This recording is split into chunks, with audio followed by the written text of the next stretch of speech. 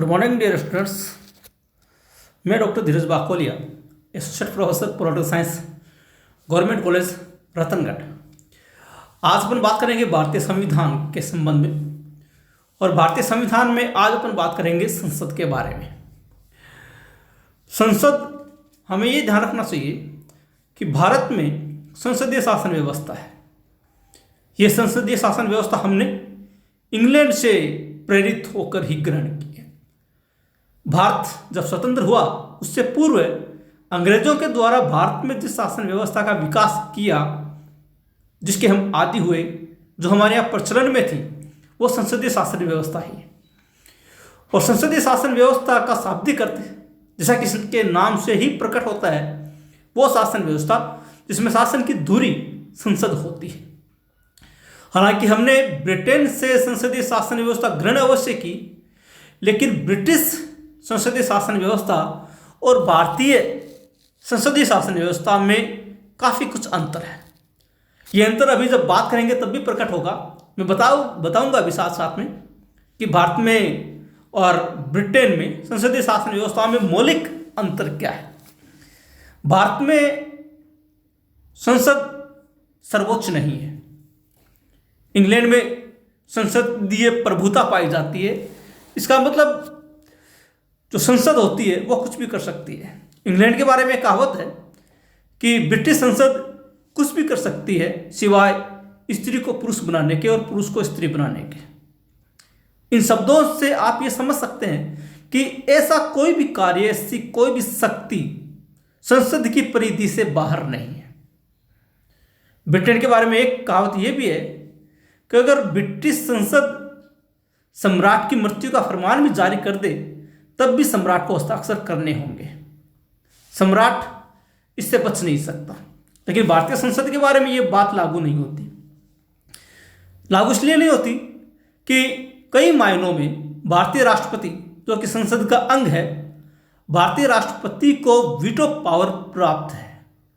यानी कि वो विधेयक जो संसद से पारित होकर उसके पास हस्ताक्षर के लिए आया है, वो उस विधेयक पर हस्ताक्षर करने से मना भी कर सकता है, पुनर्विचार के लिए भी लौटा सकता है और अपनी पॉकेट में रख सकता है। कई चीज़ें हैं, समय के साथ बात आएगी।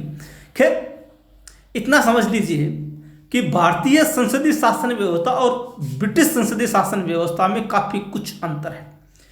अपन भारतीय संविधान के परिप्रेक्ष्य में बात करें तो भारतीय संविधान का अनुच्छेद 79 ये कहता है कि भारतीय संघ की एक संसद होगी जिसका निर्माण राष्ट्रपति और 2 सदनों से मिलकर होगा।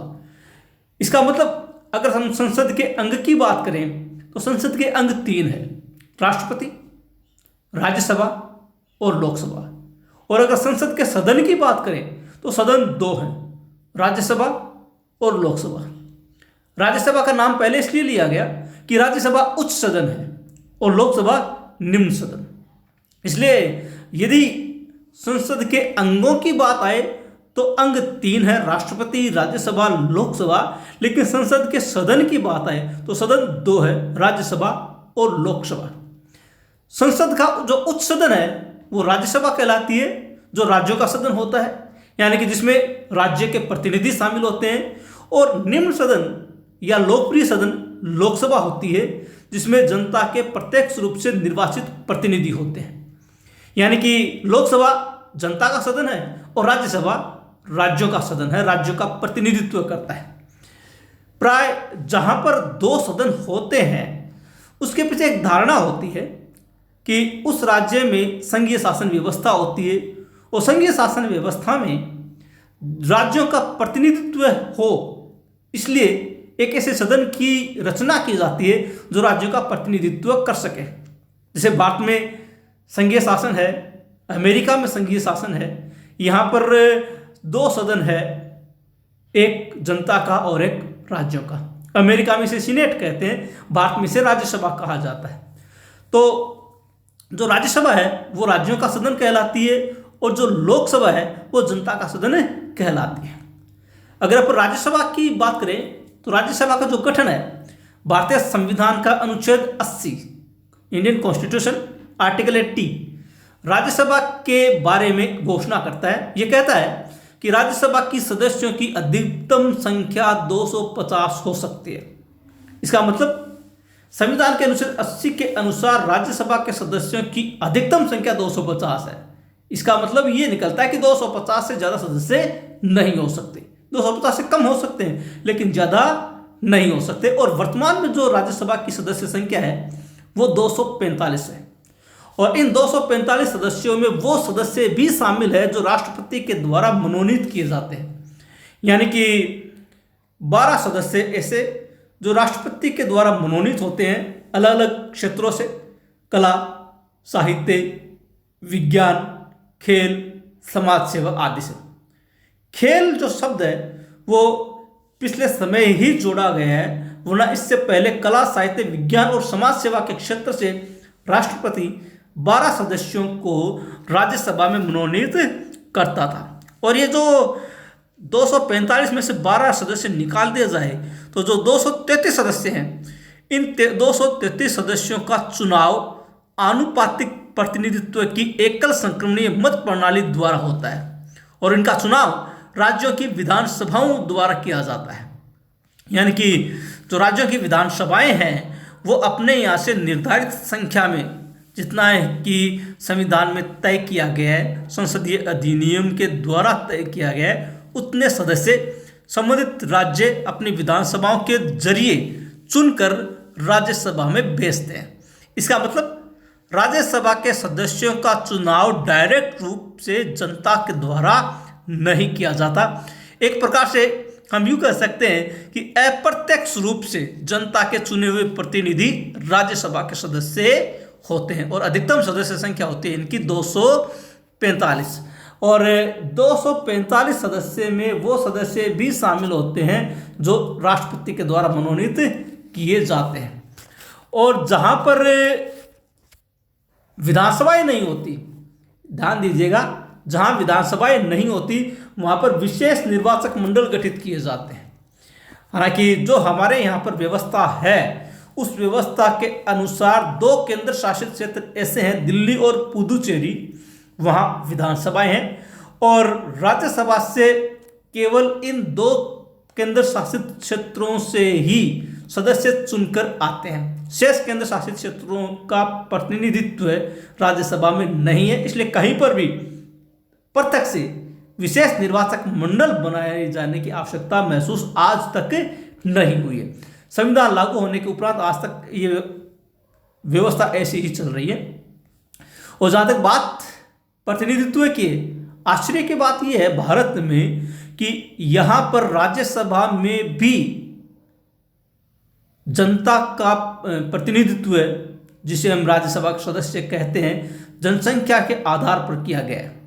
लोकसभा में भी प्रतिनिधित्व जनसंख्या के आधार पर और राज्यसभा में भी प्रतिनिधित्व जनसंख्या के आधार पर। हालांकि जहां संघात्मक शासन व्यवस्था होती है, जहां द्वितीय सदन राज्यों का सदन होता है, वहां पर जो द्वितीय सदन होता है वो समानता के आधार पर प्रतिनिधि भेजता है, समानता के आधार पर। इसका मतलब कि प्रत्येक राज्य से समान प्रतिनिधि आएंगे। जैसे कि अमेरिका में सीनेट है, वहां पर प्रत्येक राज्य चाहे छोटा हो चाहे बड़ा हो, जनसंख्या या आकार के मामले में प्रत्येक राज्य 2 प्रतिनिधि भेजता है। अमेरिका में 50 राज्य और 100 सदस्य हैं सीनेट के। ठीक उसी प्रकार से स्विट्जरलैंड की बात करें तो स्विट्जरलैंड में भी समान प्रतिनिधित्व दिया गया है। वहाँ पर प्रत्येक कैंटन वहाँ के राज्य को कहा जाता है, प्रत्येक कैंटन 2 प्रतिनिधि भेजता है और इस प्रकार से 23 कैंटन है तो 46 प्रतिनिधि स्विट्जरलैंड की जो संसद का उच्च सदन है सीनेट उसमें। लेकिन भारत में समानता का आधार नहीं अपनाकर जनसंख्या का आधार अपनाया गया है और यहाँ पर प्रथम 50 लाख पर हर 10 लाख पर 1, इस बात को ध्यान दीजिएगा आप, प्रथम 50 लाख पर हर 10 लाख पर 1 और उसके बाद हर 20 लाख पर 1 प्रतिनिधि भेजा जाता है। इसको समझिएगा, प्रथम 50 लाख पर हर 10 लाख पर 1, यानी कि यदि किसी राज्य की जनसंख्या 50 लाख है तो इसका मतलब 5 प्रतिनिधि होंगे। 50 लाख पर हर 10 लाख पर 1 के हिसाब से 5 प्रतिनिधि हो गए। और उसके अलावा यदि किसी राज्य की जनसंख्या 50 लाख से ज़्यादा है, फॉर एग्जाम्पल मान लीजिए उसकी जनसंख्या 90 लाख है, तो 50 लाख पर एक के हिसाब 50 लाख पर 10 लाख पर एक के हिसाब से 5 प्रतिनिधि हो गए, शेष बच के 40 लाख। तो यहां आगे लिखा है 20 लाख पर एक, हर 20 लाख पर एक। इसका मतलब कि अब प्रतिनिधित्व 20 लाख पर एक के हिसाब से दिया जाएगा। 90 लाख है तो 50 लाख पर 5 प्रतिनिधि हो गए, बाकी बच के 40 लाख। तो 2 प्रतिनिधि और हो जाएंगे, क्योंकि 20 लाख के हिसाब से 40 लाख के 2 प्रतिनिधि हुए। इस प्रकार से उस राज्य से 7 प्रतिनिधि भेजे जाएंगे। इसका मतलब यहां पर प्रतिनिधित्व जनसंख्या के आधार पर दिया गया है। यहां देखिए सर्वाधिक 31 प्रतिनिधि जो है उत्तर प्रदेश से आते हैं, सर्वाधिक 31 प्रतिनिधि उत्तर प्रदेश से, और न्यूनतम 1 कई राज्यों से आता है। जो छोटे राज्य है जिनकी जनसंख्या कम है उनसे केवल 1 ही प्रतिनिधि आता है।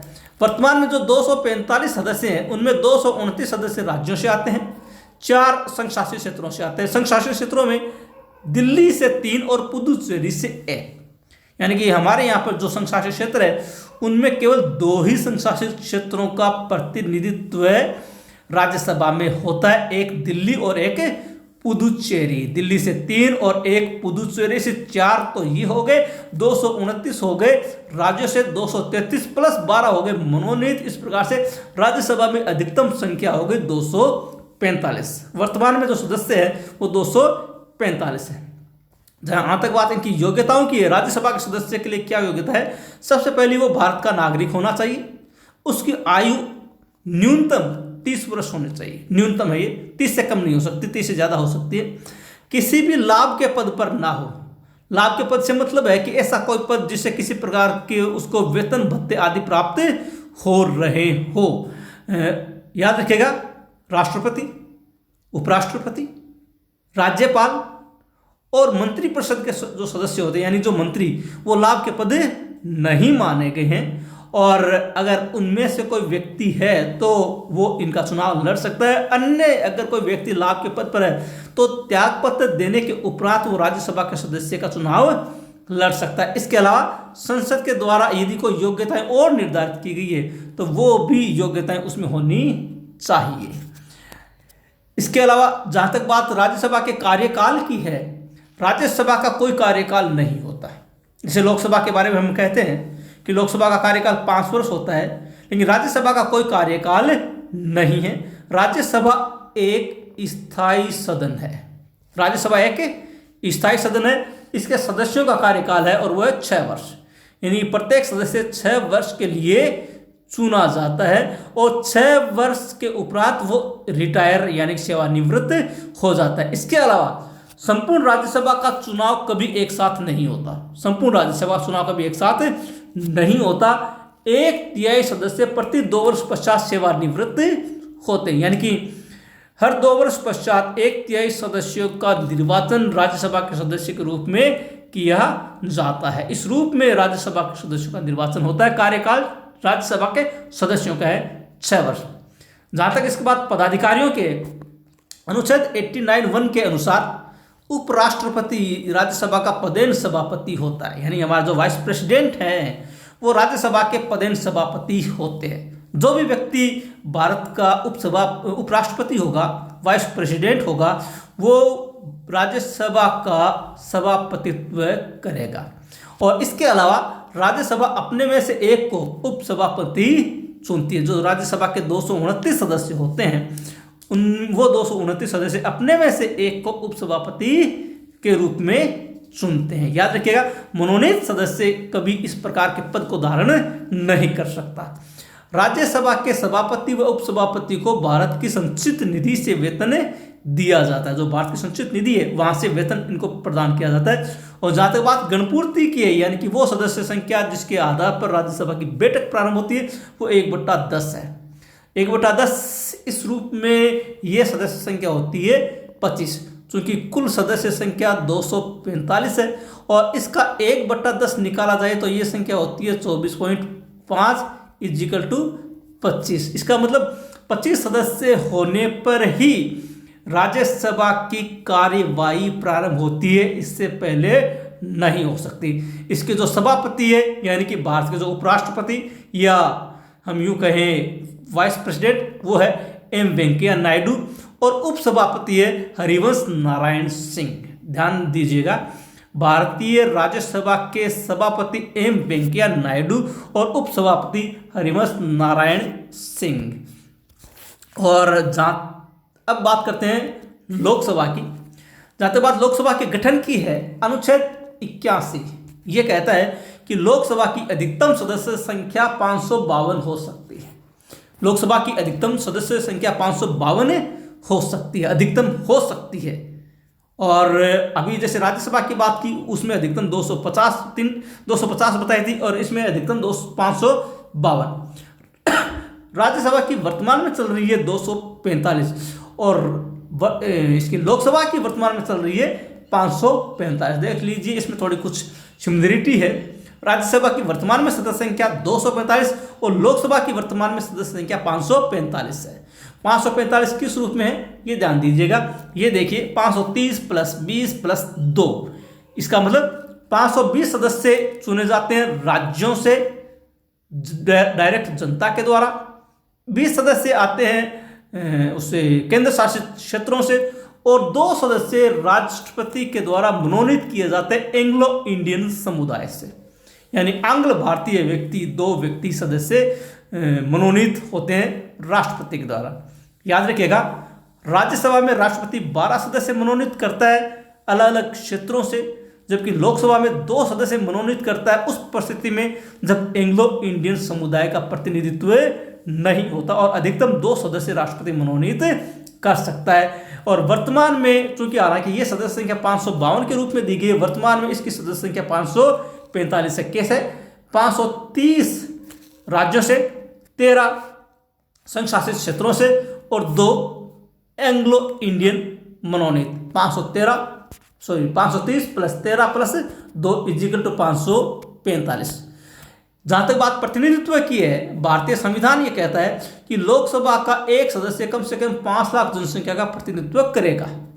लोकसभा का एक सदस्य जिन व्यक्तियों का प्रतिनिधित्व करेगा वो कम से कम 5 लाख, अधिकतम नहीं है, ये कम से कम है। यानी कम 5 लाख से नीचे की जनसंख्या का प्रतिनिधित्व दे नहीं है, उससे ऊपर हो सकता है। और अधिकतम सीमा बदलती हुई परिस्थितियों के अनुसार निर्धारित की जाएगी। यानी कि अधिकतम कितनी हो सकती है, 5 लाख से न्यूनतम है, अधिकतम कितनी हो सकती है वो समय के साथ परिस्थितियों के अनुसार तय की जाएगी। अभी जो वर्तमान में आंकड़ा लिया गया है, जो निर्धारण है, वो जनसंख्या का आधार 1971 की जनगणना है। यानी कि 1971 में जिस राज्य की जनसंख्या जो थी उसके आधार पर लोकसभा में उनको प्रतिनिधित्व दिया गया है। यानी फॉर एग्जाम्पल मान लीजिए किसी राज्य की जनसंख्या 50 लाख है 1971 की जनगणना के अनुसार, तब वहां पर कम से कम 10 प्रतिनिधि होंगे, यानी 5 लाख पर 1। ये आधार 1971 की जनगणना है।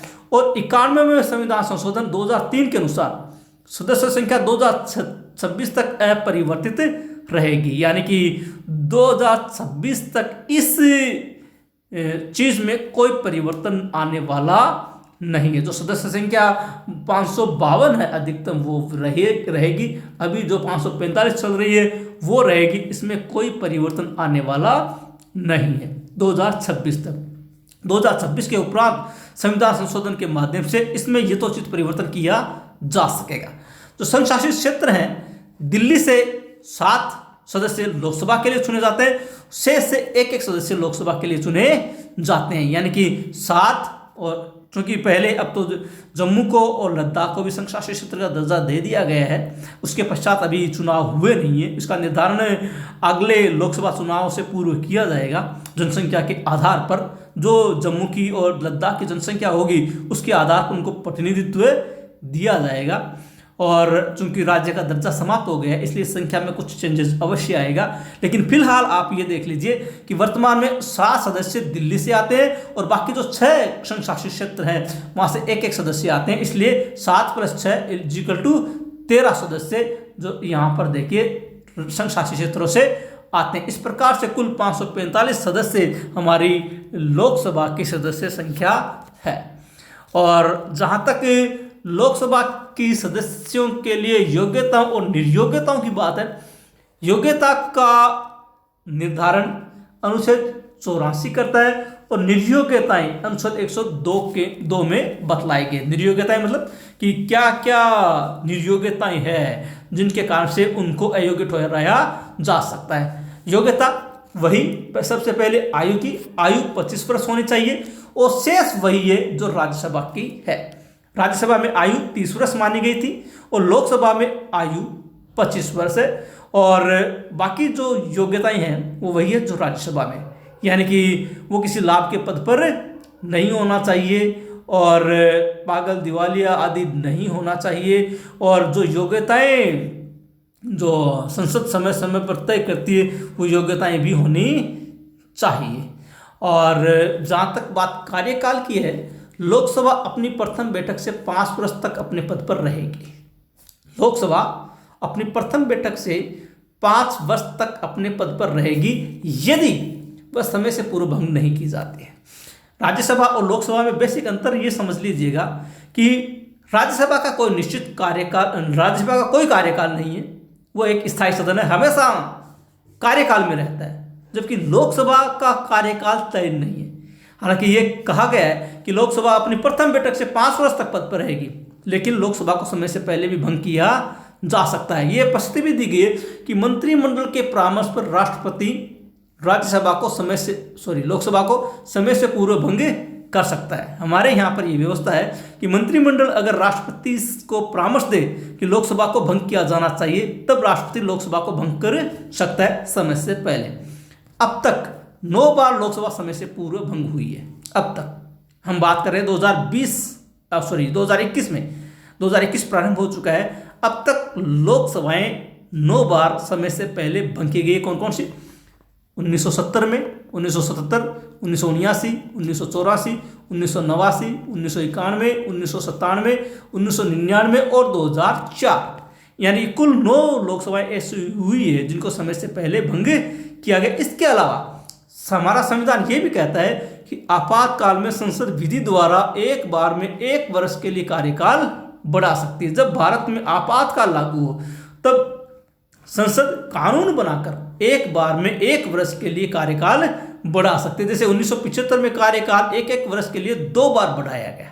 1975 में जब आंतरिक व्यवस्था के नाम पर आपातकाल लगाया गया था, तब हमारी लोकसभा का कार्यकाल पहले 1 बार 1 साल के लिए और पुनः 1 बार 1 साल के लिए, यानी कि 2 बार बढ़ाया गया है। हमारा संविधान ये कहता है कि आपातकाल में संसद एक बार में 1 वर्ष के लिए कार्यकाल बढ़ा सकती है। इसका मतलब लोकसभा को समय से पूर्व भी भंग किया जा सकता है और लोकसभा का कार्यकाल बढ़ाया भी जा सकता है। इसका शाब्दिक अर्थ यह भी निकलता है कि लोकसभा का कोई निश्चित कार्यकाल नहीं है। लोकसभा पहले भी भंग की जा सकती है और लोकसभा को बढ़ाया भी जा सकता है। जहाँ तक बात गणपूर्ति की है, गणपूर्ति 1/10 मानी गई है, यानी कुल 55 सदस्य। ध्यान रखिएगा, ऐसा क्वेश्चन कई बार विभिन्न प्रकार की प्रतियोगी परीक्षाओं में पूछा भी जा चुका है। 545 सदस्य हैं, 545 का 1/10 इजिकल टू 54.5, यानी कि 55 सदस्य इसके लिए अनिवार्य है। ये होंगे तब लोकसभा की कार्यवाही प्रारंभ हो सकती है। यानी गणपूर्ति यानी बैठक के लिए आवश्यक सदस्य संख्या 1/10 यानी कि 55 सदस्य संख्या है।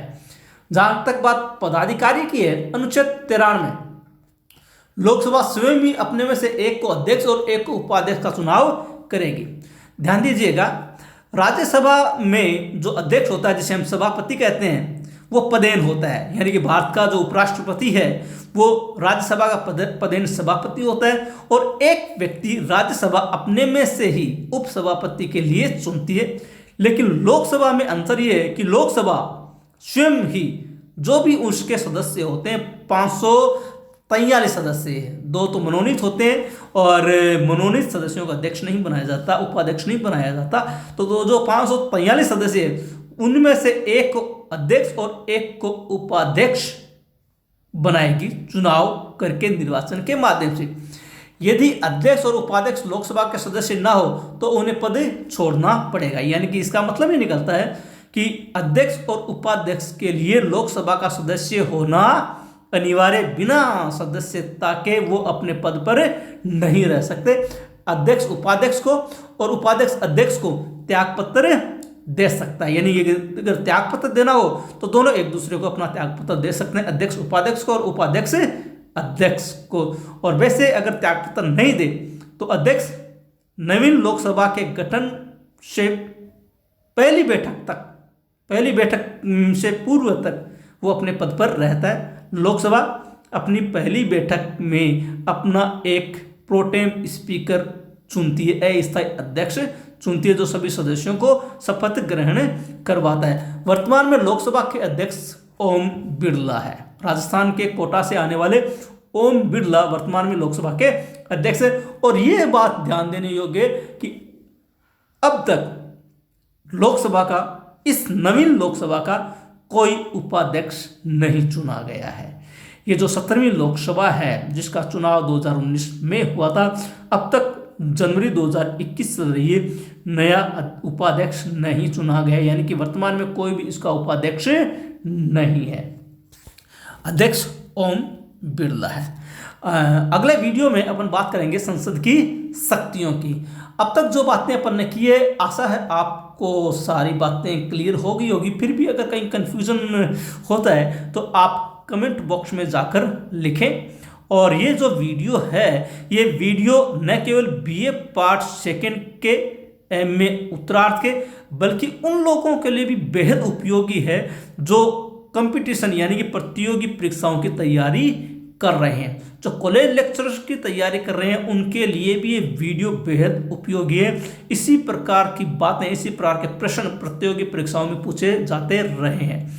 अगर कोई कंफ्यूजन हो तो आप कमेंट बॉक्स पर जाकर लिखें। और अब तक अगर आपने चैनल को सब्सक्राइब नहीं किया है तो कृपया चैनल को सब्सक्राइब अवश्य कर लें। मिलते हैं अगले वीडियो में, तब तक के लिए धन्यवाद।